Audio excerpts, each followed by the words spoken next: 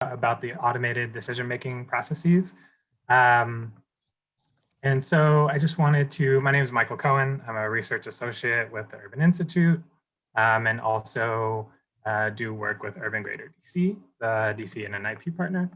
And I'll be facilitating this panel. And so we conceived of this panel because of the importance of the current conversations that folks are having around automated decision-making systems.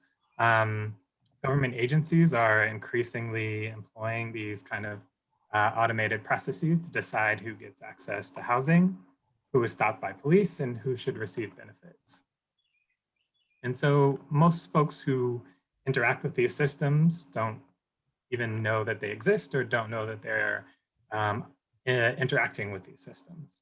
And so as NNIP partners, we know that data is at its most valuable when communities can access it and understand how the data that they themselves are generating is actually affecting their lives. And so we have experts on community organizing, legal services, and data here on this panel who will talk about how these processes affect communities and what role NNIP partners can play in promoting government transparency and advancing community conversations. And so a few housekeeping things before I introduce our esteemed speakers. So I think we joined on mute, so please remain on mute as the presentations kick off. Definitely feel free to post questions in the chat as they come up. We'll have time at the end of the presentations for Q&A, and then we'll have some breakout sessions for folks to discuss impacts they've seen in their own cities and their own work. And so with that out of the way, I'll introduce our lovely panel. So Chris Kingsley is the Senior Associate for Data Initiatives at the NEEKC Foundation, their brief on the 4 lessons for data tools to work better for kids and families is attached to the meeting. Katurah Topps is an activist and civil rights lawyer currently serving as policy counsel for the NAACP Legal Defense and Education Fund. And Anthony Galvan is the Associate Director for Research and Operations at the Institute for Urban Policy Research at the University of Texas at Dallas. And so I think we'll start off with Chris, if you can give us just a few sort of thoughts or lessons that you've taken away from your work in this field. Sure, yeah, thanks Michael for the introductions and thanks for this session. Really appreciate Anthony and Katurah for joining as well. But we'll try to keep it engaging today. You gave a great introduction to the issue. This is something that's been on sort of increasingly on our radar at KC because these uses of analytics are cropping up in ways that affect all of us, kind of whether we realize it or not. You mentioned policing, this, the rates we pay for insurance, school assignment, whether or not in some cases our kids are flagged as at risk or possible delinquents. There are a lot of these kind of risk models proliferating.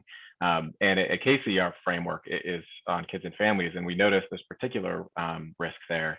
When you think about the likelihood that poor kids, especially come into more contact with the police and the criminal justice system, and thinking in COVID-19 framing, the real risk of eviction and housing insecurity right now, and what we know about the increased proliferation of tools that are making evictions more automated and oftentimes are built on sort of shaky data foundations. So broadly speaking, one perspective we bring to it at KC is that this isn't a new problem. Child welfare, for example, is a system we do a lot of work with. It's been a system that's always been sort of overengaged in poor communities. There was very recent research coming out of the Children's Data Network in California. Some of you may have seen that if you're growing up Black or Native American in California, there's a 1 in 2 chance that you'll have a Child Protective Services investigation of your household. And social workers and judges and folks that we rely on in these systems have always had to make really consequential decisions, right, without great information in many cases.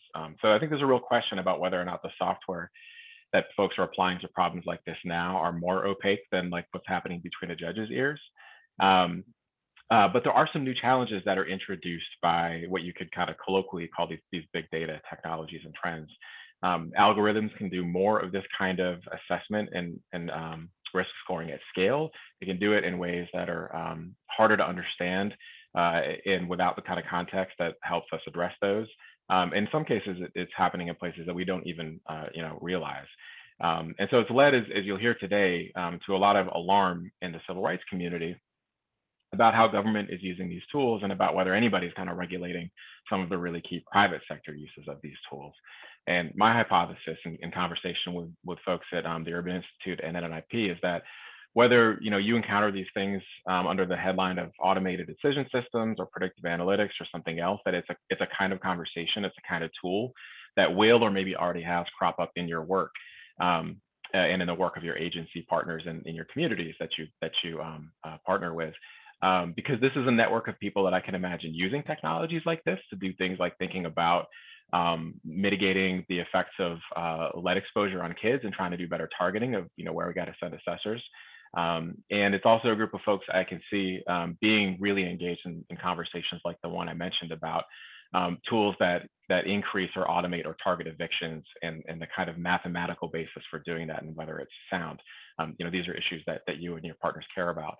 And this is an area as well where issues related to power and race and transparency are front and central in a debate that has felt to me increasingly polarized.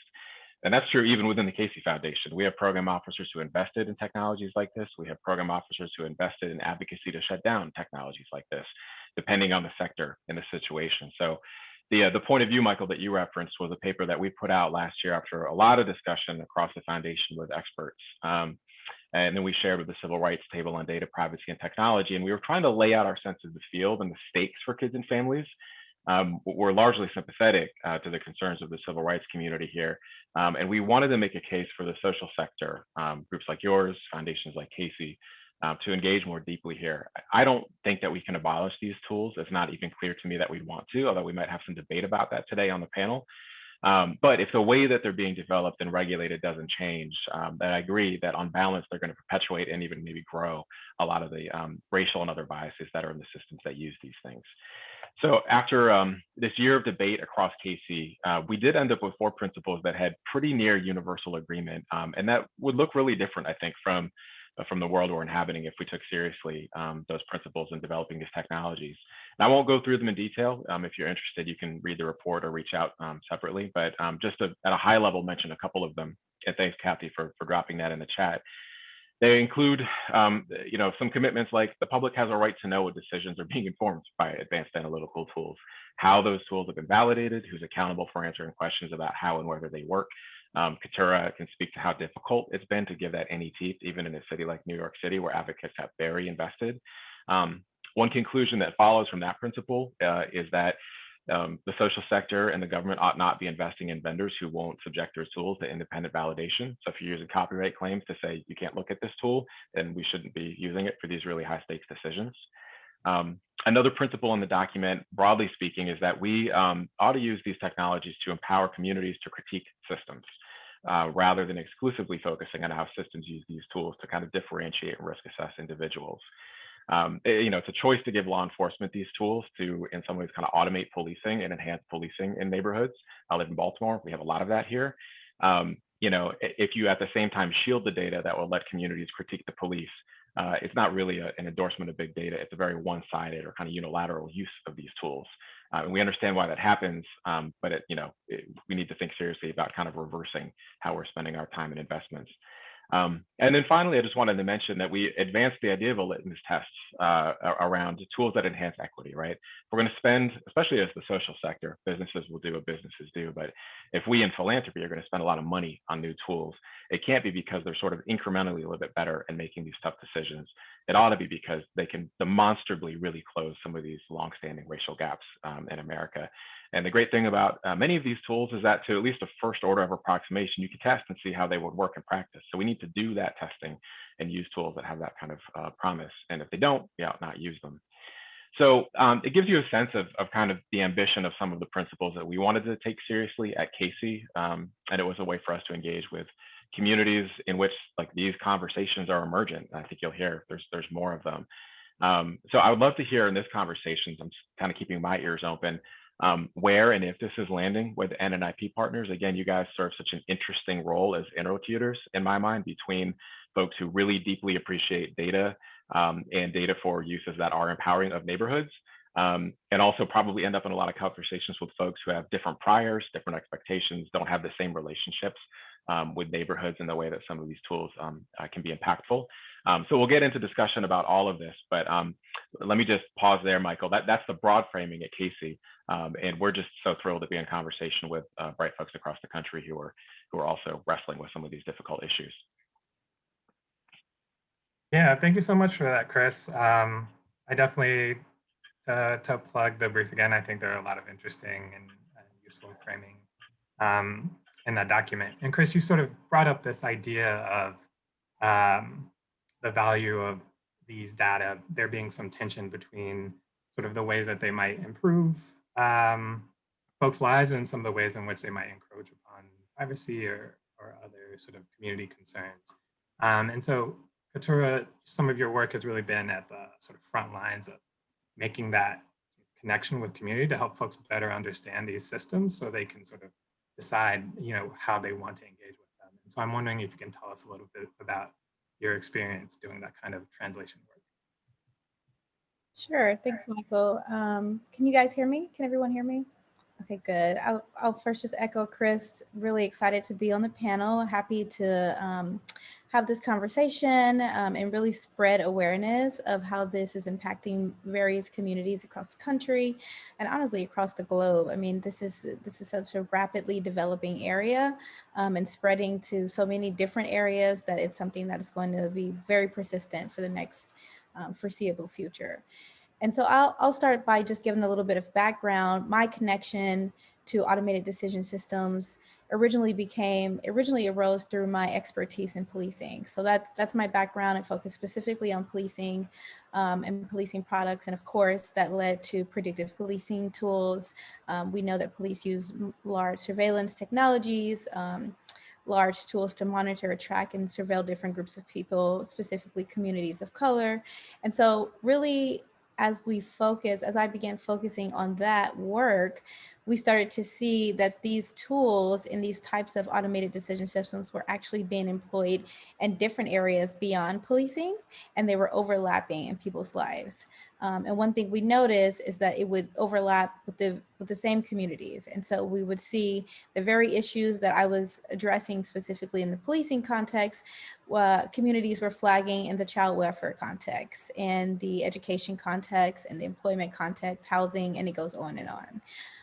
And so I think one of the big things that we wanted to do at LDF was just first make sure that we understood what technology was being used, how the data was being used, and what role community members played into that. It only takes playing around in this for just a little bit to realize that actually a lot of this is very secret. There's obviously copyright restrictions, but a lot of it is just hidden behind these black walls.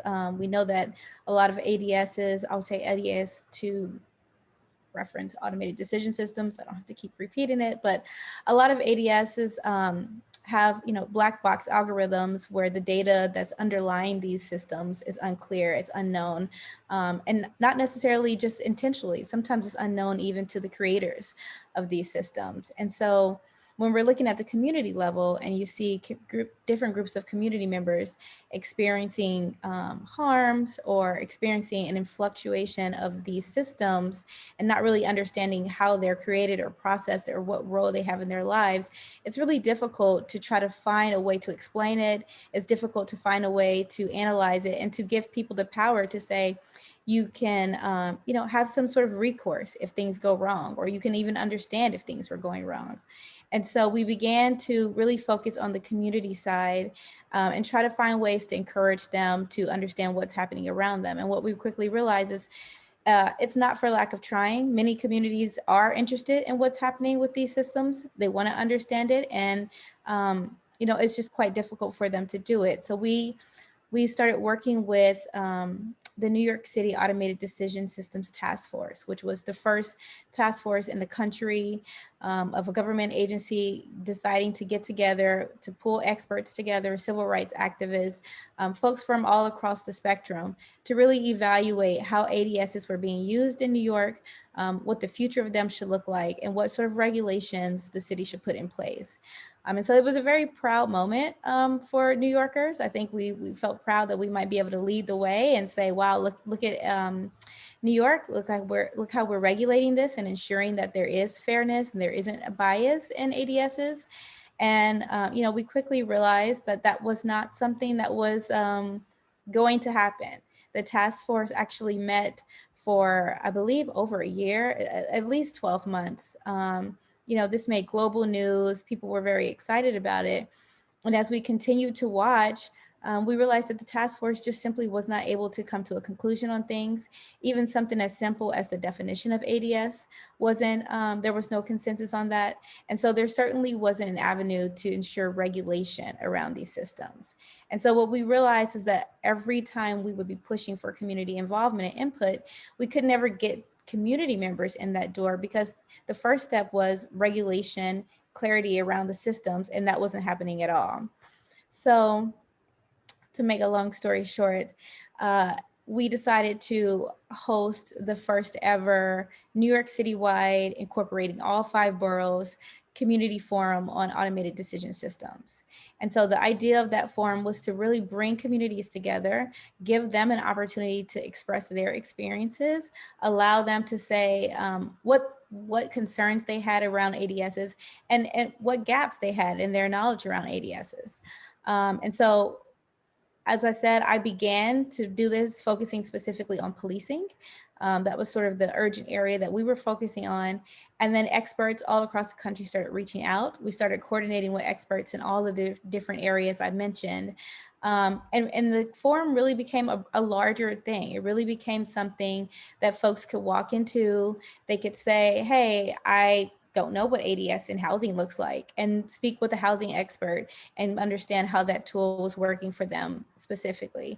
And the reason I'm bringing this up, because I know, I'm just learning NNIP and getting familiar with you all. And so I'm understanding that it's not necessarily community level here all the time. But the reason I bring this up is because literally just having a variety of experts in one space showed us how extensive ADSs were and how extensive the gap was in transparency, right? And so we really got an opportunity to see that people really were interested in this.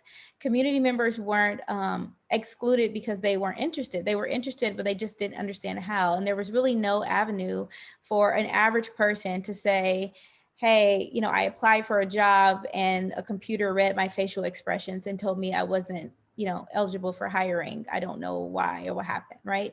There's really no method for that. And if you think of it in more dire ways, in the child welfare context, children being removed from their homes, people not being allowed to, go to work, like all the different areas, you realize this is so impactful for everyday families. Like this is really the most extreme situation of decisions being made about everyday life. And so in a way, community members are being used as guinea pigs, right? We don't understand this technology fully. We haven't mastered it. We're still trying to understand how to cure bad data. We're still trying to understand what to respond to that. And so when you don't know those tools, but you do know that we are operating in systems that have a very clear history of racial bias, and then we employ those systems into communities without any avenue for people to understand exactly what's happening, in a way, they really are being the test dummies for these new technologies. And so that makes it critical now more than ever for us to make sure that there's transparency so that people are able to, contest what's happening and make sure that these systems are being regulated. I'll stop there so I don't go on too far, but I'm happy to elaborate, of course. Yeah, thank you so much. And I think we actually still have a little bit of time. I'm personally curious, Katurah, if you could say a little bit more about some of the things that that sort of came out of the forum, or what were some of the if there were any sort of common themes that some of the community members were bringing up or sort of surfacing at that event. Yeah, I think for me, one of the biggest takeaways was that people really wanted to be involved, that it really isn't an opportunity, a community forum on automated decision systems. And I emphasize this because hopefully there'll be more. We are hoping to expand our initial forum and do it broader and make sure that there's more experts and more community members involved. But it really isn't civil rights experts and tech experts coming in and teaching. It really is understanding that community members are experts of their own experience, right? Like we approach it on a policy level, on a legal level, on a tech level, which can be very removed from an everyday life level, right? And so you often don't understand the consequences of these decisions. And it may seem like, okay, actually this decision may, this automated decision may actually be targeted as being intelligent, as being, artificial intelligence. So we use that term all the time. So people really trust these technologies and they don't feel like they're very harmful.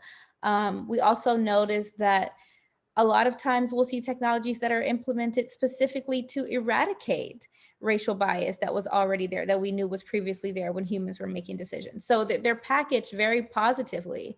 And it's not about any of that. It's not about how it's packaged. It's not about whether it's going to be more effective. It comes down to whether it's replicating harms. And when you look at people on a very basic human level and you can say, wow, there's a system that allows a computer to make such an egregious decision about your life, that allows you to be targeted in your neighborhood, that allows a computer to say, actually, officers need to be in this neighborhood and you should, and this is why, and you're occupied, or your child should be removed from your home. And you realize how influential that is, and then you don't have an opportunity to seek recourse. Right? You don't get to point to something and say, actually, that thing was discriminatory, or I'm able to see the group of people who were also excluded from this job and recognize that there's a common occurrence between us or common demographic. Without that, we're essentially allowing racial bias, gender bias, all types of biases that we absolutely know have been proven that exist. We're allowing them to become exacerbated, to run rapid, and unchecked. And then you have to ask yourself, when you think about that context, and then you include power dynamics, and you include the fact that often people won't understand whether they even have the power to do this, to contest this. A lot of these systems don't come, they're not regulated, so there's no private right of action. There's no requirement for consistent racial bias audits, for equity audits, for privacy considerations. So the list goes on, and it really is something that initially people will say, wow, that's affecting communities of color, that's going to affect low-income folks, but it's going to affect all of us. It's going to touch all of us in every part of our lives. And it's just a matter of how far we'll let it go before we're willing to put a stop to it. Yeah, thank you. That was that was a really great point. Katurah, I also, not to put you on the spot, but I think there's a question about if you have any thoughts about the shadow report from the NYC task force. If you don't have any thoughts off the top of your head, that's fine too, but it'd be great to get your perspective. No, the shadow report was extremely critical. After the task force released its report, and I'll add a little bit of context. The task force, and forgive me for not knowing the exact number of months that it had, but I believe it was 8 or 12. It was an extensive period of time for a task force to get together and come up with some ground rules and some regulations that should govern ADS in New York. And we were about over halfway, and there was still no community engagement, no draft list of things. It was very apparent that this wasn't a priority for the city. And so LDF joined advocates, other tech experts, and folks in the civil rights area to create this shadow report. And, I'm really proud to have been a part of that concept. And the report really was sort of a way to follow the ADS report in a more meaningful way and show exactly where the gaps were, and show what areas needed to be focused on. And hopefully the goal was to encourage the city council that if there were to be any regulations coming out of this, that they should follow these guidelines, right? These guidelines that were well-researched, these guidelines that followed the community forum, that directly included community engagement. And often I think community engagement is pushed off to the side. It's kind of an afterthought. It's all right, you know, these are people that we're not really caring about. These are people and groups that our society has discredited and devalued in numerous ways before. And so doing it again isn't largely consequential. But as I said before, it's an indication of where we want to go with our technology. And if we're not able to include just the basic regulations, I mean, I encourage everyone to look at the shadow report. The regulations, the recommendations, I mean, they're not extreme. They're common sense recommendations to ensure fairness and safety and ensure that public safety really means public safety, right? We should have the right to go out in public and be anonymous if we would like. We should have the right to understand where our data is going. We should have the right to not be subject to tools that are using data that is biased and that has been biased and specifically been used to target minority groups for years, for decades. That's a huge thing that we see in the policing context. We have so many different new technologies that are touted as just, you know, top of the line and cutting edge, but in reality, they rely on data points and data sets that are dirty, that are explicitly racist, that are explicitly a result of unconstitutional, illegal, biased policing, right? And so what are we saying when we replicate those systems and we say, well, we don't even have the desire to get rid of those data sets? And I'll just make one point. I think as we think about ADSs generally and we think about the broader context, you know, we are, of course, in 2021, we're a modern society and we're only going to continue developing, but there are some areas where it's completely okay to not have technology. It's completely okay to say, if we haven't been responsible with this, if our governments and our agencies haven't proven that they can employ these ADSs safely, then they shouldn't be used. And I encourage everyone to think about that when you are challenging different ADS systems and you're looking at different corporations and you inevitably look at the ADS system that will affect your life, because they will. Ask yourself, is this necessary, right? And sometimes it's convenient, but convenience for one group of people could very well be harm for another. And the way things are going, typically it is. That was a word. Appreciate you. That was really compelling. And so, Anthony, sort of thinking about earlier, Katurah mentioned this idea that some of these algorithms live in this kind of black box, where folks are sort of not very clear on. Even some of the folks who are engaging with them don't really know what goes into that decision.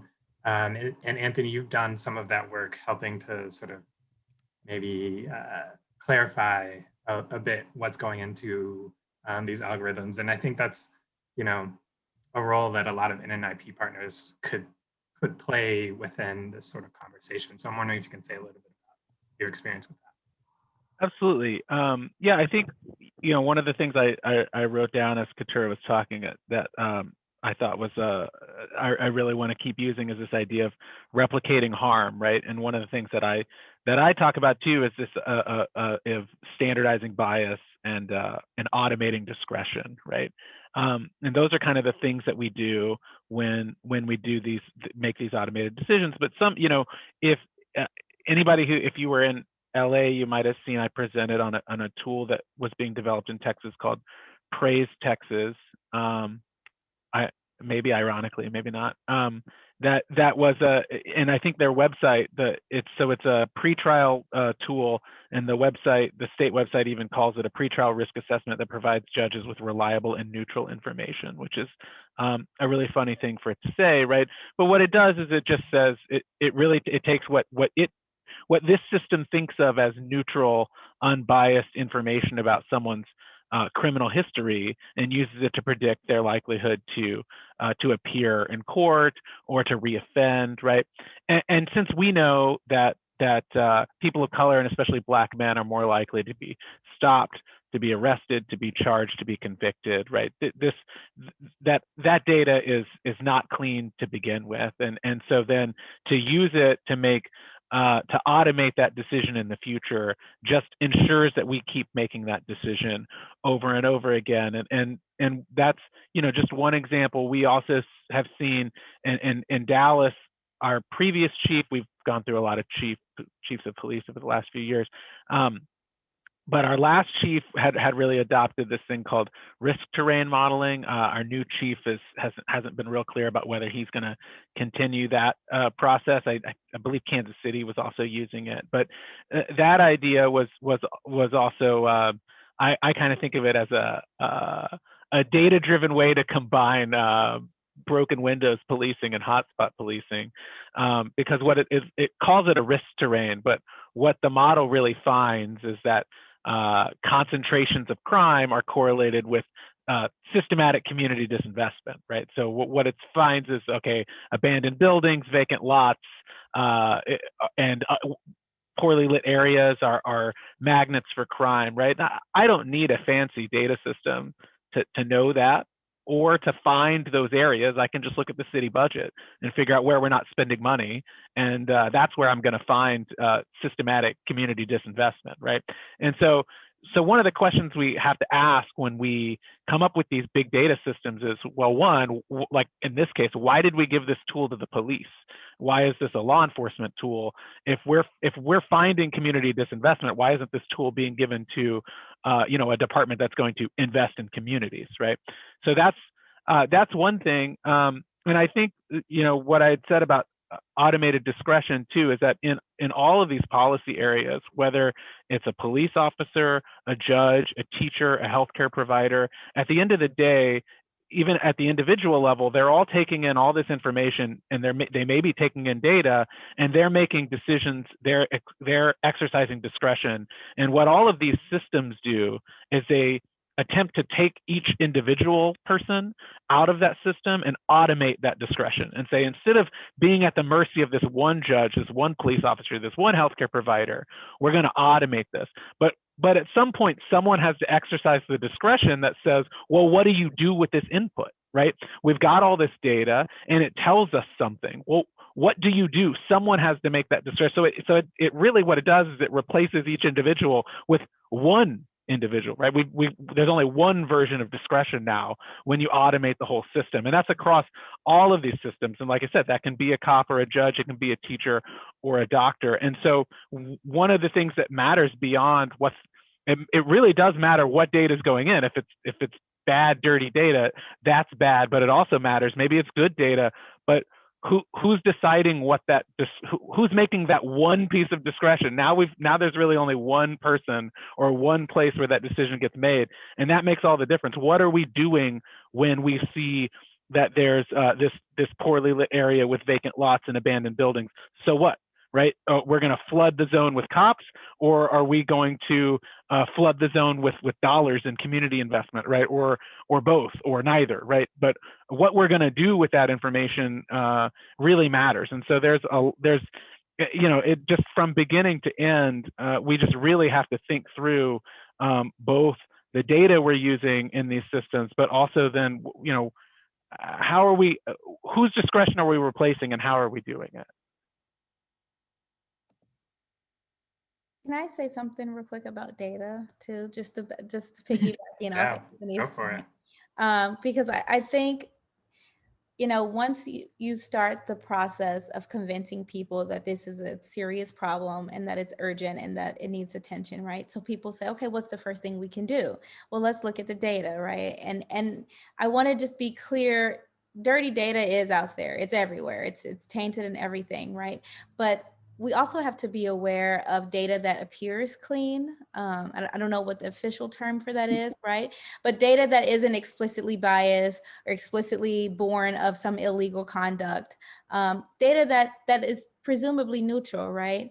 But in reality, you know, ADSs are all based on algorithms, and these are all machines that are very intelligent. The machines are learning, right? So it's a process that often, even if the data is very appearing very neutral, sometimes the machine can pick up on subtle cues that we aren't even aware of and learn for itself what our preferences were. And so if we think, I'm trying to think of a good example. Oh, you know what? I'm thinking of, I believe it was Amazon's employment tool that was specifically created so they could have a more diverse workforce.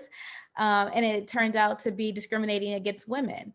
And it didn't have anything specifically about its data that would indicate that it would have done that, except, most of Amazon's executives were male. And most of the tech folks who had been promoted were male, and most of the people who had been hired were male. And so the machine just learned to pull resumes that had these male characteristics in them over resumes that said things like, women's club, or I think, if it made any indication to being a woman or a woman's college or anything like that. I mean, and that's Amazon's, and it took them a long time to figure that out. And then even they try to clean that data, right? They tried to change it up and alter the system. And the problem was still there. And so I just want us to be thinking, when we're thinking about ADSs and we're thinking about data, removing dirty data isn't the end all be all. It's never going to be. And when we think about our society and the humans that we are, and the fact that all humans have bias, and just the history and the current culture of our world, there's no way to remove all bias from something, especially data. And when you take something like a machine that's learning, it's nearly impossible to estimate where it's going to go until it's too late, right? It's only you recognize it after, okay, well, we've eliminated, a large pool of women, and then you fix it. And that just brings me back to the consequential aspect of it. For some people, it may be, wow, I didn't get that job. And for some people, this could be a life or death decision. And so I implore you to think about ways of shaping ADSs and pushing back on, automated decision systems that aren't regulated, and push for regulations before these tools are implemented, right? So that there's companies are forced to do privacy checks, racial bias checks, gender checks, to see how their tools work before they're ever implemented. Sorry, Anthony, I just wanted to throw that in there. Yeah. People love jumping on dirty data and then just siloing out. And I'm like, actually, it's more complex than that as well. I'm really glad that you bring that up, because right, you can, it's also, any machine learning model is only as good as how you train it too, right? And you can train a machine to believe that red is blue, and then red is blue. And this, I think, also speaks to your point about black boxes, right? Is because if we, you've got these, like AI chatbots, right? That have gotten really good at mimicking human behavior, or having a conversation with you, right? And one of the things as well, we're just it's learning on the fly, and it's almost like that black box is part of the selling point. Like, it's so much smarter than we are, and that's why we can trust it, is one of the things that that happens here, right? And I think that two, one of the complications for us as NNIP partners, right, is one, that we typically are in this role of telling people we want you to use data more, right? And then maybe in some situations here, when we're talking about automated decision making, maybe we're saying maybe tap the brakes a little bit. And part of it, I think, in my experience, and I think this touches on the black box issue, is that you have a lot of private companies that are developing AI and using it. I think it kind of goes back to like actuarial models and insurance, right? How do we make decisions about insuring your home, your car, your life, right? And we look at all these risk models, and those can and are biased, right? And they need to be, because they're saving those companies money. And then those same companies, or the developers at those companies, are discovering that there's an appetite in public policy to make these same kinds of automated decisions. But for a private company who's interested in its bottom line, those details about why and how it's making those decisions just aren't as important, right? And the example that I use is the sort of one of the first examples of spuriousness that gets used in statistics books is about ice cream and drowning deaths, and this idea that, well, ice cream sales go up and so do drowning deaths. And if you're an ice cream company and your model discovered that, you could make decisions based on that and you'd still make money, right? So you would put your ice cream shops wherever there are more drowning deaths, and it would work, right? Because you'd be in hotter climates and you'd be open during hot times of the year, because we know that's why they're both happening at the same time. But if you were a public health official and you were trying to prevent drowning deaths, then you couldn't use ice cream sales to make public health decisions about drowning deaths. And the point that I'm making here is that when you're just trying to make money, the reason doesn't really matter. And if the patterns fit, then follow it. Who cares, right? Our bottom line's gonna increase, and if we're wrong, then so what? Some analyst is gonna lose his job. We're gonna lose some money on advertising. We're gonna close a couple stores. Big deal, right? But for a public health official, it actually matters, right? And it's actually your job to save lives. And so, you know, the fact that ice cream sales and drowning deaths aren't really related, that you can't tell a story about that, really makes a difference. And so we, as you know, some of us are social scientists, right? And so us being in that space that's different from sort of this, you know, private, you know, data, what are they, you know, this analytics that private business uses, right? We're sort of separate from that, and we really do have to ask these questions about, well, why is the model finding these things are related? Because in the world of public policy, it actually matters that we have to be right about these relationships, or we do stupid things. So I think that's part of you know, a place that we sit, where when we're in the room with community members, we're the data expert and they're the people expert. But sometimes we're in the room with you know, bigger data experts than ourselves, and in those rooms we have to be the people expert, right? And we have to be the people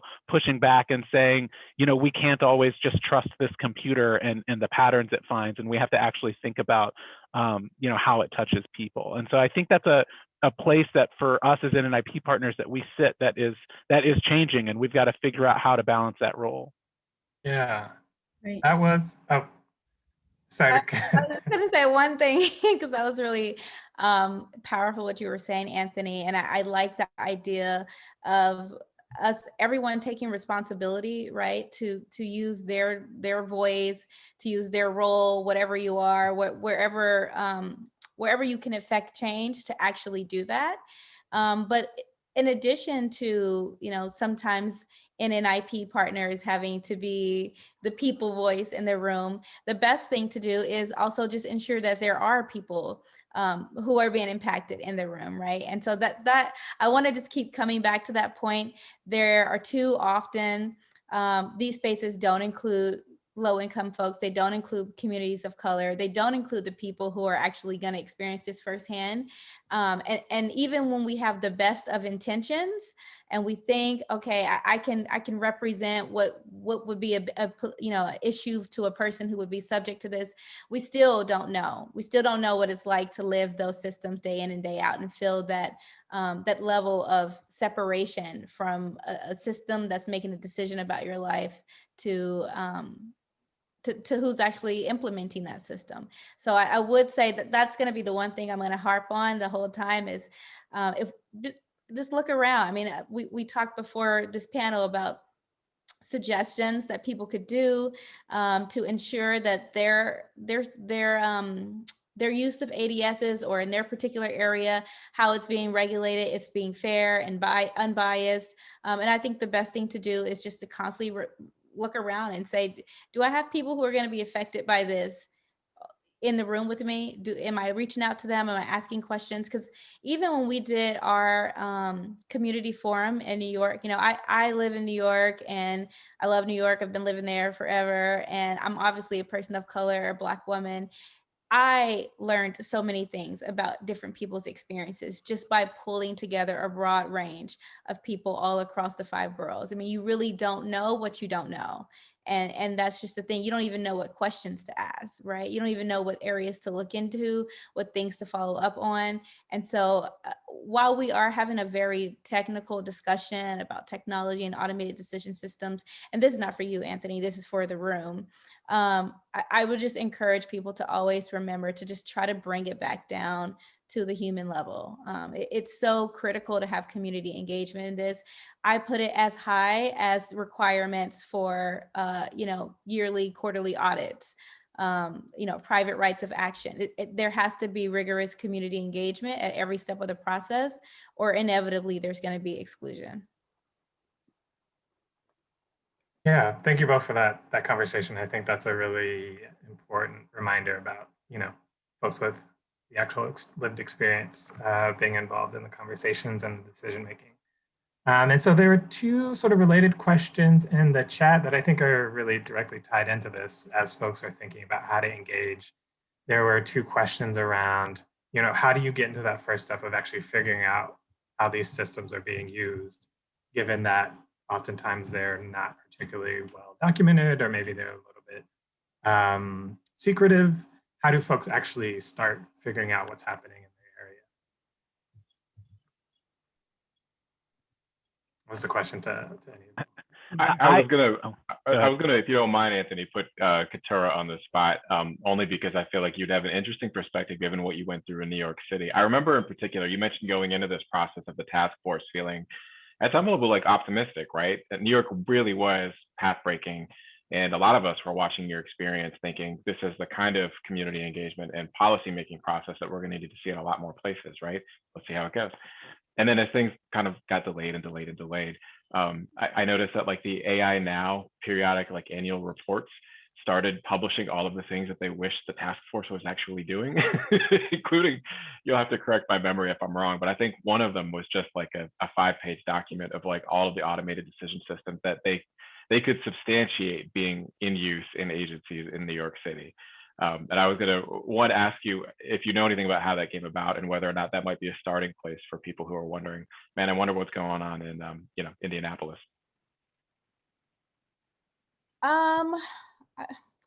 Yes and no. So I agree. I mean, AI Now is exceptional and did a really terrific job of documenting some known automated decision systems in New York City, but that was literally just, I mean, that literally shows just, a small fraction of all of the systems that are happening in the city. And so what we even know today is that there are extensive ADS happening all across agencies in New York that we don't even know of, right? We don't know what they're doing. We don't know what they're collecting. We don't know what decisions they're making and who they're making decisions about. And so I think there's a false comfort in being able to go to a document and say, okay, I can see a list of all these things, because the only things we are seeing are the things that are blatantly obvious, right? The things that are really clear to our average eye, like police using facial recognition and automated license plate readers and things like that, where it's kind of in your face, you can see it, you can see the consequences of it. But I will say, I think, the community forum really showed me that there's so much work to do and that there's so much to be learned by just gathering communities together. It's really difficult to say like there's a specific solution to, hey, we don't know what's happening here. Let's go, run to a specific model to learn, because there really isn't a model. And, unfortunately, New York dropped the ball on that, and we weren't able to lead in that way. But what I will say is, since then, community members have gathered together and have collectively pushed for different measures. And we have seen different things happen in New York City for transparency. We've seen bills passed that require the police department to list out their surveillance technologies and different uses that they have of them. And those things aren't perfect, right? There's a law that requires it. And even recently, I mean, when the NYPD released a list of their surveillance technology tools under that law, it still didn't encompass everything, right? There were things that we knew that weren't on that list that they're using. And so it really is just a matter of understanding that it's going to take a collective effort. Community members won't be able to do it alone. Policymakers won't be able to do it alone. Tech folks won't be able to do it alone. Private citizens won't be able to. It really needs to be a collective measure where there's a huge public education, I would say public education campaign, huge public front, where there's a collective push to say, collectively, citizens of this city, state, locality, what have you, aren't willing to allow this to happen. They aren't willing to live in a world where they don't know what's being made, what decisions are being made about them, how those decisions are being, calculated or automated. And so because of that, here's a list of regulations that must be in place, right? Because we often think of automated decision systems as something we need to attack on the back end, as something to say, okay, can we evaluate these systems now and see if they've been bad, see if they've been harmful to communities, and then see how we can tailor them, right? Amazon just went to its hiring tool and said, okay, well, we'll make sure it doesn't discriminate against the word woman, right? But it doesn't change it after the damage is already done. So I think the biggest piece is for people to not be, don't be downtrodden. Don't think of it as something that's such a huge hurdle. Think of it as something that really just requires collective effort, constant public education, constant collaboration across all fronts, and pushing for it. I mean, honestly, lawmakers aren't going to prioritize this unless communities make it clear that it's a priority to them. And when I say communities, I mean communities on all levels, of all power levels, collaborate together and say, this is something that affects everyone, so we'll push through. I hope that's helpful. There really isn't like a clear answer on how to do it, because quite frankly, we haven't done it. And right now, this problem is still existing and it is expanding every day. And that's actually a really great segue to the next question that popped up in the chat. And there's a question around if folks have seen or been involved or have examples of processes that proactively incorporate sort of community members or stakeholders in setting up the initial model, so that the analyst, as they're constructing the model, are sort of taking that input into account on the front end before they actually go into designing the algorithm itself. Before the system is designed, I mean, do you guys, Anthony?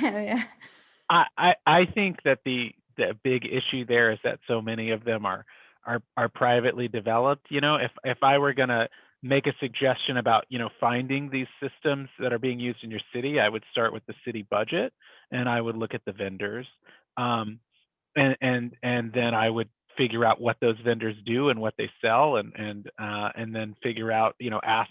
And then start asking questions about what the city buys from them and how they use it. Some of them are gonna include things that you would never use. If you've ever used like an online mapping tool like CartoDB or Mapbox or something, you might just upload a data set and by default it's gonna like, hey, check out these maps, they might be interesting. And it's just picking some variables and putting it on a map, and maybe you use that, maybe you don't, right? So all of these RMS vendors, that police departments use, they're all going to have some sort of AI component. Whether or not your city uses them is really, it's a question you'd have to ask them, but they're all going to have them, right? So the first step would be to look at those vendors. But the reality is that for the most part, I don't think most municipalities have the staff, the resources to build their own models. They're buying off-the-shelf products, and so you'd have to find out if those companies are getting community input, and I just am very skeptical that that's happening. Yeah, I can't imagine. I think one thing that I've been pushing for is requirements that there be public list of every single automated system in use in any particular locality. And that's not a crazy ask. That's a pretty common sense one. It's something that we've advocated for at LDF when we were testifying before the Automated Decision Systems Task Force. And it's quite simple because it's the city, it's the locality who has the authority to say, if you're going to employ these tools, then you need to, at least tell us what methods you've used, and then we can make sure that they're publicized. And that doesn't necessarily mean that proprietary information is always going to be exposed. There's ways around that, right? But at the very least, a requirement that there be a public listing, I think that's like the lowest bar that you've got to have. Otherwise, you'll be constantly chasing different companies and trying to figure out who's doing what, and it's too large. It's just way too large. And you think of every single area that an ADS can touch in life, and we're thinking of areas that are focused on convenience, right? Things that are simple as just like how you want to get your coffee in the morning, what car you're going to drive. Like, it's going to touch every single thing. It's impossible for residents to take on that burden. The burden has to be on our governments. Yeah, and even that's as little as I remember when our police department started buying the Waze data, right? And so there's a question there. Even there's Waze data, but also what is Waze providing as far as enterprise level analytics, and whether or not the city's using that, right, for anything. Are they using it for traffic flow, for traffic control? Are they using it to make decisions about roads, right? Based on how people are using Waze, I don't know, right? But there's just any number of places that the city's buying that data because they find it's the fastest way to find accidents, it turns out, is by using Waze instead of older reporting or waiting for someone to call 911. And what else the city's doing with that data is a big question mark. Michael, can I just lift up two very high level suggestions I might have for the NNIP network, at least to think about, and I'd love feedback on this. But one thing that's a little bit off center from what we've been talking about just here has been, I worry a lot about just the asymmetry of access to information to communities and advocates for communities.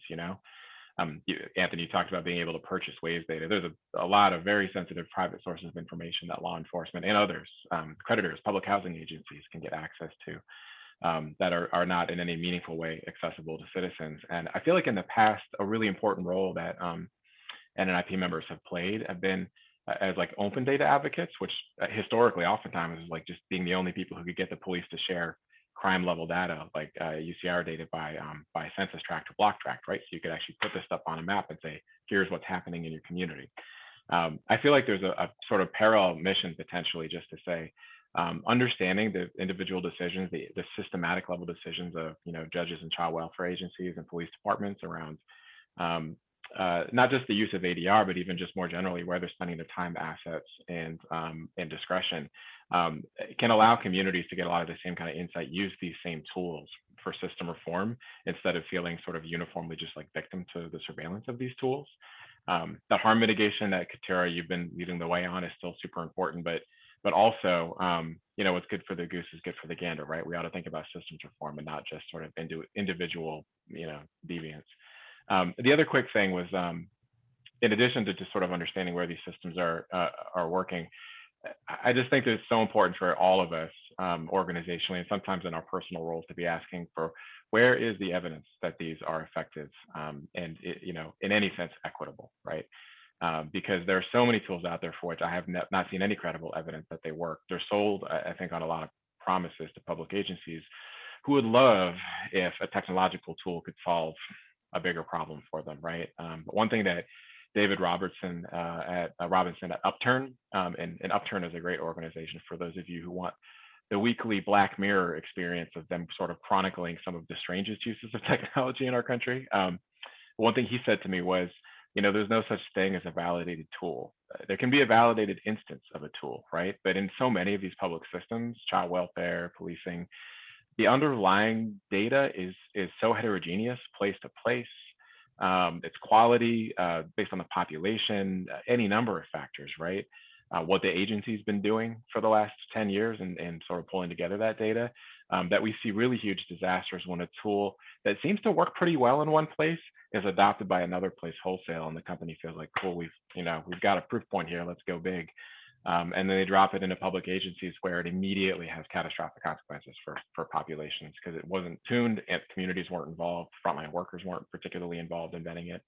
And so I think anybody, but especially NNIP partners, because oftentimes you have sort of a stronger relationship with those agencies, even if you frame it as, hey, I want to, keep the elected officials and your bosses out of trouble here. Have you asked the important questions? Have you involved community members in vetting this tool before you roll this out? Oftentimes can really help with the harm prevention on the front end. Yeah, thank you for jumping in with that, Chris. Those were really helpful points. So I just want to jump in really quickly and say that we had planned for a series of, or we had planned to break out and let folks sort of talk amongst smaller groups to talk through, how this might be cropping up in their cities or how they've been thinking about it. But since the panelists are coming with such hot fire right now, we thought we'd give you also the opportunity to just continue hearing from them. So if folks can just give a thumbs up if they want to stay in the Q&A session altogether and sort of keep chatting with the panelists. And if not, we'll jump into breakouts.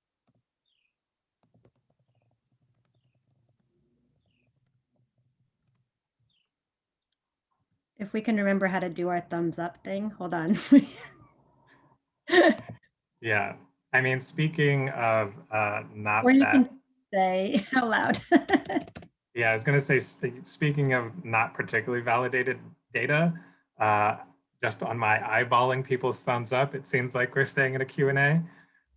So we will keep going with that. Also, I want to flag that there is a camp session on, is it tomorrow? Kathy, I'm blanking on the date. I think it's next week on the 19th. Yep, so there is a follow-up session for folks to sort of discuss what happened in this panel. So there will be an opportunity for folks to discuss. So yeah, diving back into the Q&A, there was a really good question about, do folks know if there's any sort of training that folks, that city officials, folks working at some of the agencies that are using these systems, any sort of training or sort of guidance on reporting at that level so that they understand anything about these systems that they're interacting with?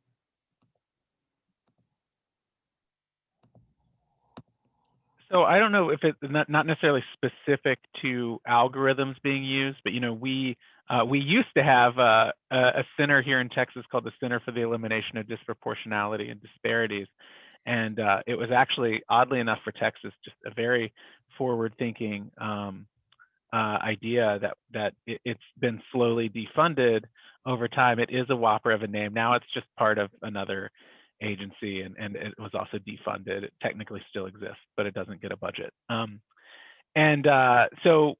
But one of the things that it did was its job was to eliminate disproportionality and disparities within state agencies. So it kind of went around from agency and agency to look at outcomes. And so one of the big examples they gave was they kind of looked at the CPS system, and they noticed that one of these, and it wasn't necessarily an automated decision, but a sort of frequent exercise of discretion, sort of like a heuristic that was being used in many cases, was being applied in such a way that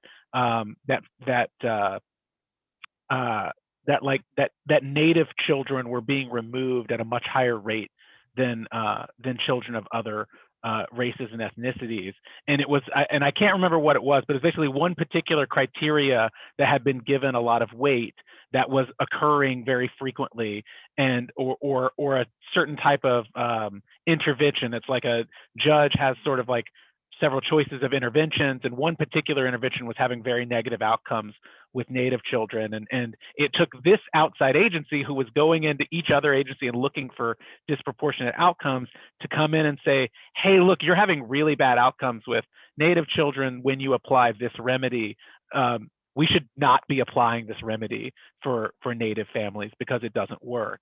And Again, that's not necessarily specific to automated decision making, but it's sort of having almost this like ombudsman kind of agency in the state that was going around all of the other agencies and looking at their outcomes and being that watchdog for disproportionate outcomes and saying, okay, we need to go in and we need to change the way we're making this decision. So and they did trainings as one of their big things, and so they'll go in and do, and you know, I know that I'm not going to get into whether or not implicit bias training works, right? But they do implicit bias training, and they'll go into all these different agencies and they provide those kinds of trainings both at request and then also when they say, hey, you really need this training, and they would go in and do that. But as I said, that center has been defunded, but it was something that Texas had, and it was working in some cases. I could add a couple quick things. I mean, first, I think there's too little out there, and it's one of the things that was keeping us up as we wrote this this piece on 4 principles. Is just there has not been, I think, enough of an investment, and God bless Katurah, the work that you and others in your orbit are doing, I think, to try and create that. But you know, you need more support and investment for that capacity building. I'll mention just a few organizations I think are good for general information on the topic, if folks aren't familiar and you want to look. And then a couple places maybe that are doing more specific TA. But one, I mentioned Upturn. I think their website is teamupturn.org. Just for it's a variety of stuff you'll see there. They have a weekly newsletter. They have high-level takes on the way that these tools show up in hiring and employment, and the way they show up in criminal justice, and. So I think oftentimes they're sort of the research and brain trust on issues like this for part of the civil rights community.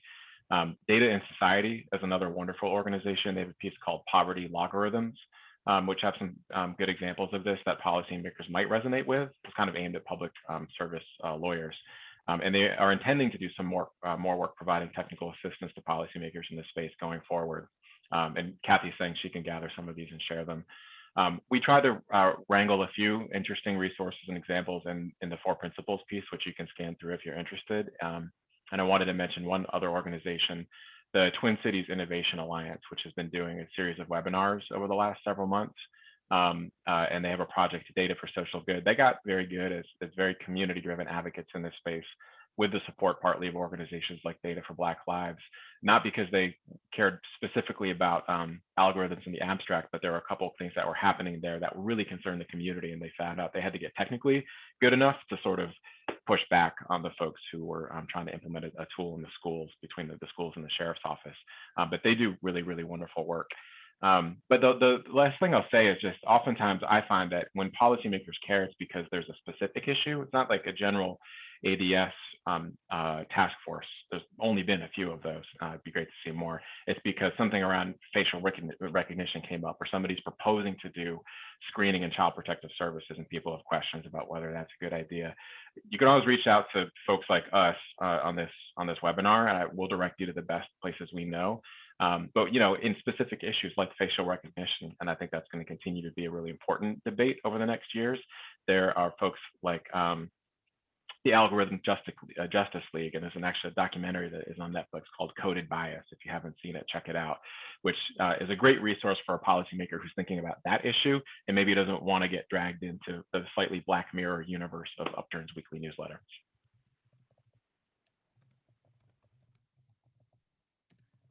Thanks, Chris. Those are really, I think, useful resources, and definitely a +1 to the Coded Bias documentary. And so I think also at this point, if folks have additional questions, they can probably just hop off mute and ask them. I think that's probably totally fine. But I'll sort of use facilitative privilege and pop a question in there myself.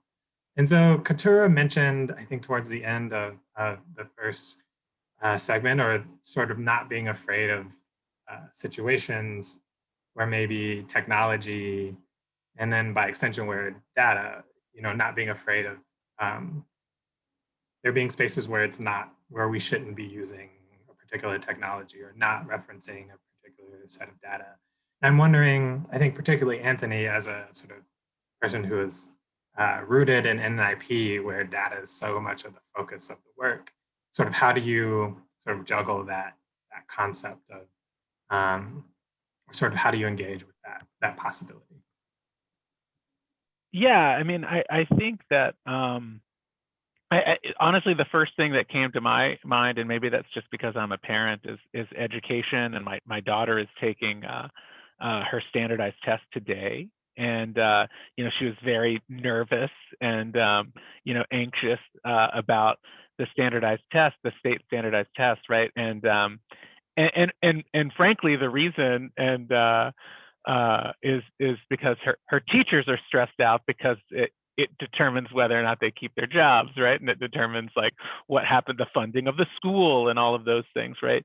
And so I think that education's a great place to start with this aggregate level data about school performance, but even individual level data. We're giving every kid the same test. We're not, the difference between assessment-based learning and performance-based learning, right? That there's just only so much that data can tell us about the way kids learn, especially in the aggregate. And so I think that we all have enough experience, or anyone, I guess, really, if you're a parent, but also most of us have been students, right? That we understand that there's always a disconnect there. And so I think that that's but then we get into, again, we're talking about the discretion of, say, a teacher who says, well, this student doesn't test well, but I see them every day and they're really growing or learning, right? And also the difference between growth and sort of raw knowledge, right? So I think that education is an area where we have to be really careful about also just what does data mean. We get really obsessed with grading schools and saying this school is really good and this school is not good, and it's all because of these assessments, right? And then we say, well, that's because these teachers are good or these teachers aren't good, and we just really can't know that. And that's really just not what the data tells us, and it's not really what it's for. But then we're kind of told, as community members, as parents, that it is, and then we make decisions about where we move and where we buy houses and where we send our kids to school, and I just think it makes us all really worse off, right? Like I just think that it's toxic. And I think that's an area where we really should maybe spend less time in the aggregate talking about performance data, because I think that if we spend more time putting our families in neighborhoods and in schools where we're comfortable and we're thriving socially and emotionally, that we would all just be like happier and less stressed out about like this is an area where the data really stresses us out. And I think that that's just a place where, like, as policymakers and as sort of people who are civically engaged with that's a place where we could really back off on using this like aggregate level data. I think it's different when you're talking about like individual students and we're tracking growth over time. But I think in the aggregate, it's a place where we really rely on data too much, and it doesn't mean what we think it does. I've already got the little barcode chip, the little RFID chip in my baby, 10 months old. He's ready to go. I was going to say policing is I mean, there's several areas I think where this bears a very heightened level of scrutiny, but I'm much more sympathetic to what agencies are trying to do with these technologies, probably, than either of you on this call. But I can't find any examples of this in policing that make any sense to me at all, and I've seen many do harm. So that for me is kind of where I've tended to draw a really bright line. Or you might have other answers. I just want to make sure I understand. So are you saying data in policing shouldn't be used in the context of creating automated systems, or are you saying, yeah. Oh, okay. Yeah. Yeah. I don't think I can put a blanket statement on that in that way, but I have not experienced any policing starting now and going back from the inception of policing, which was specifically started as slave patrols to track and surveil and harm and monitor Black people in this country. That was the reason policing was created, as slave patrols. And so I have not been able to see in my experience any use of that system that didn't disproportionately target communities of color, specifically Black and brown people, or, you know, in another way, say, do exactly what it was created to do.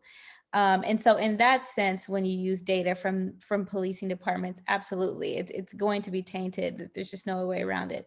But I do think data can be important in the policing context, right? Data is critical for us to understand how many stops they're making, when they're making stops, what areas they're going to, how frequently they're doing that, you know, what are the results of this, what neighborhoods they're in and which neighborhoods they aren't. So, you know, it really isn't that data is the problem, is that our systems are inherently flawed and biased. And so when we take the data that's specifically used in those systems and use it to replicate actions from those systems, we are inevitably going to replicate those harms.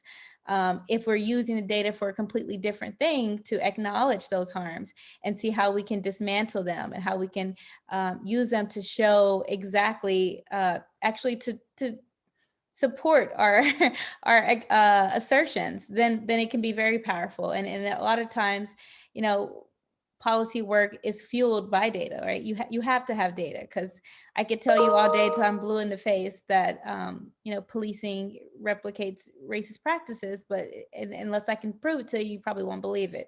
And so I think it's important to make that distinction. But I think you're saying the first part, Chris. So yeah.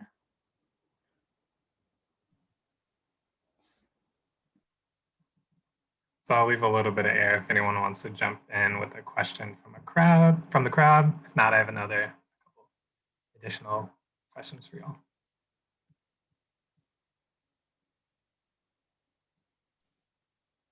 Hi, this is Seema from Baltimore. Good to see everybody.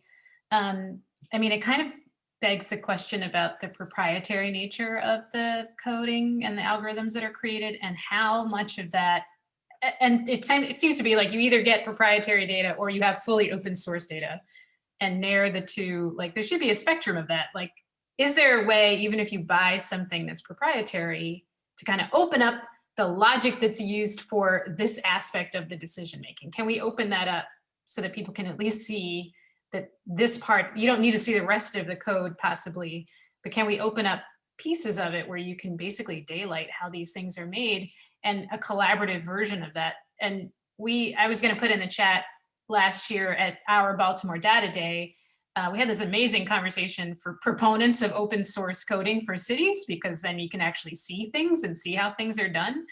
But shy of that, but they gave this amazing example of how in Ireland, they created you know, some software, and nothing was going to this one town from for some kind of resource.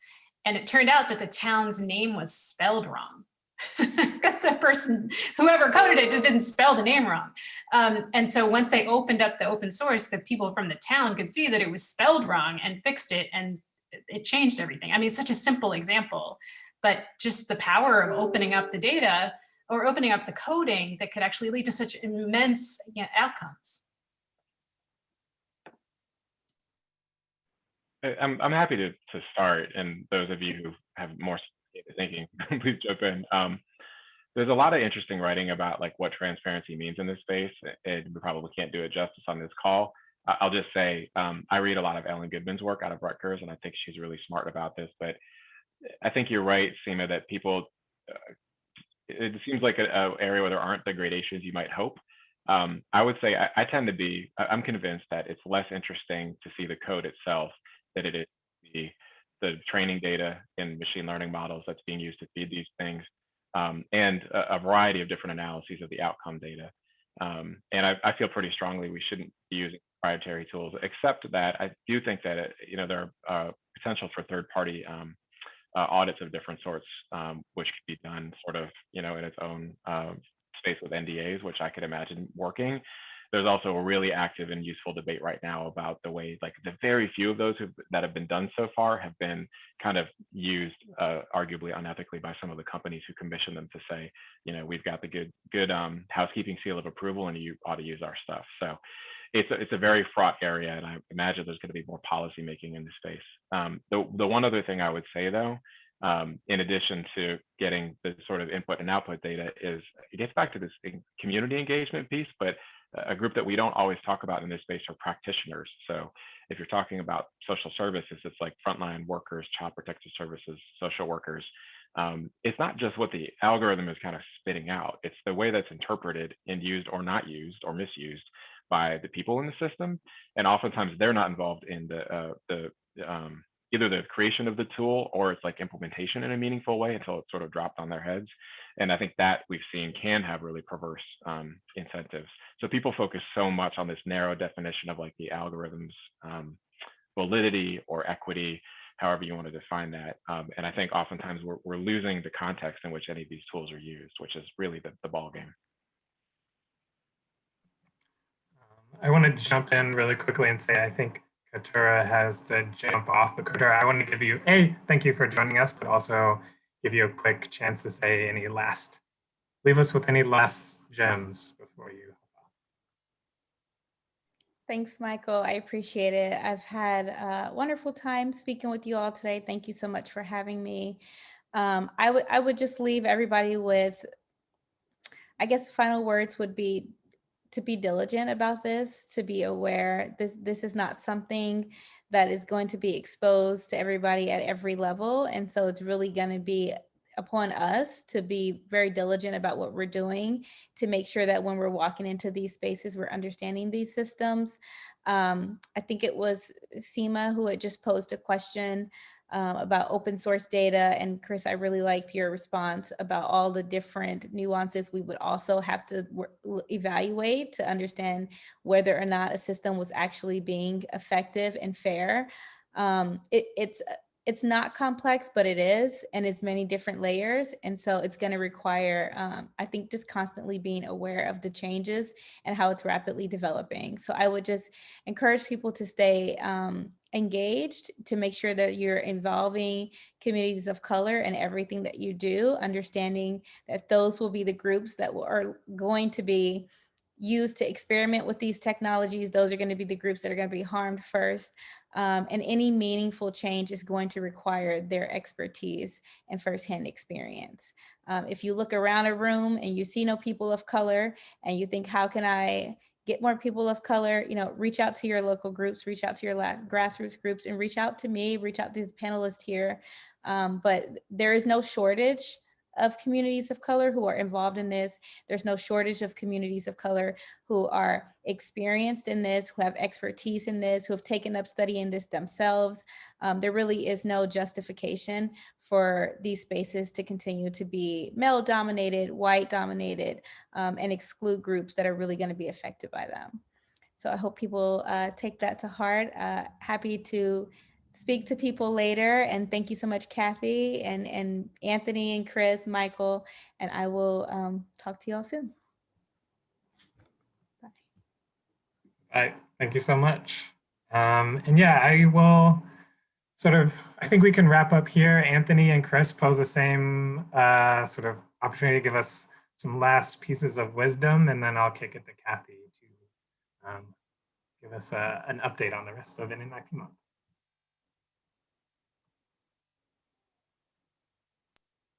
Okay.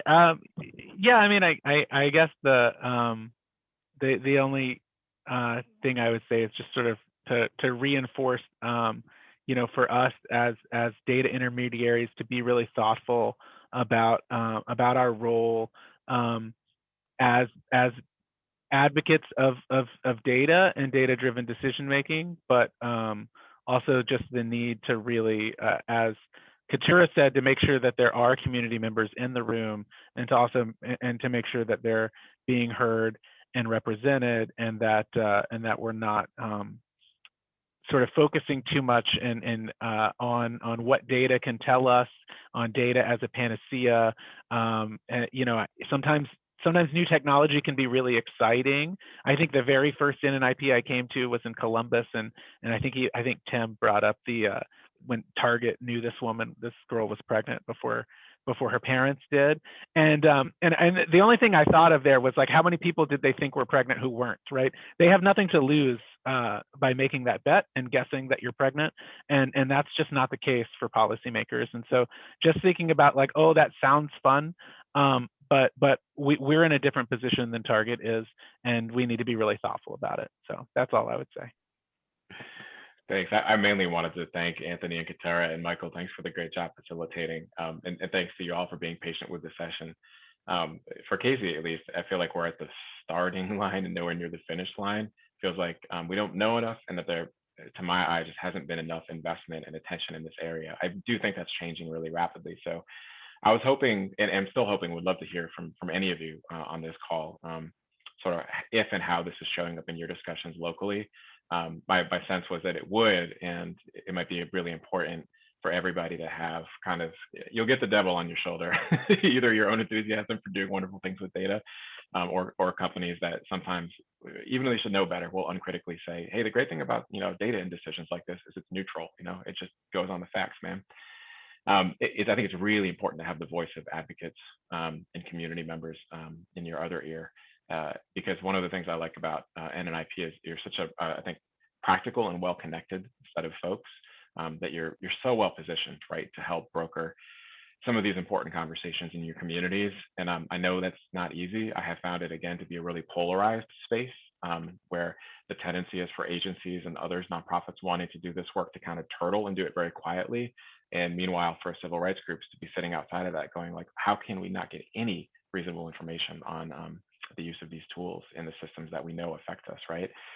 And if we don't fix that dynamic, it's just going to sort of keep blowing up in an escalating series of fights, I think, between the public sector and the folks that they nominally are trying to support here. And I do think that there's a role for some of these tools and uses of data to do great good, but we're going to really have to switch the way I think that we work, and also that we fund important work in institutional capacity in this space. So I'll just finish with an invitation to continue being in touch with me and with Casey about this as we go forward. Yeah, and Anthony and Chris, thank you so much for sharing your thoughts and experience with us. It was super informative. All right, Kathy, take us away. Sure, and the unhappy baby thinks we should end too. So in just a few minutes, we're going to start the NNIP social hour. For any of you who haven't signed up, you don't have to have registered ahead of time. You can just go to the Whova agenda and join us by Zoom. Rob has put together a special city-focused trivia to get us started in the first half hour before we break out into smaller groups, depending on how it all sorts out. So we're going to play it by ear like we did here to see where the energy is. So I'm going to go get a glass of rosé, but everyone can go get their soda, or lemonade, or iced tea, or whatever you need. And then there'll be another social hour for all the West Coast folks Thursday at 8 o'clock. And we have a great turnout, it sounds like, for the Data Viz session too on Thursday, but there's still room to sign up, which is the beauty of a virtual session. So thanks all of you.